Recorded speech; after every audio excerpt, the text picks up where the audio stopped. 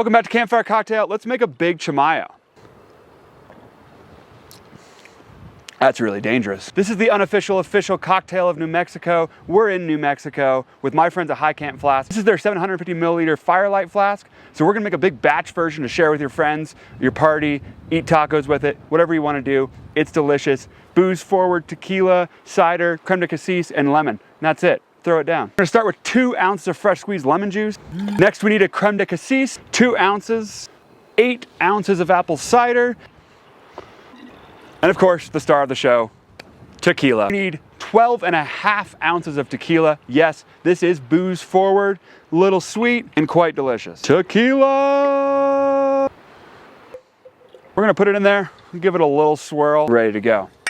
And as with all campfire cocktails, they are best when shared. Thank you. Salud. To the Chimayó.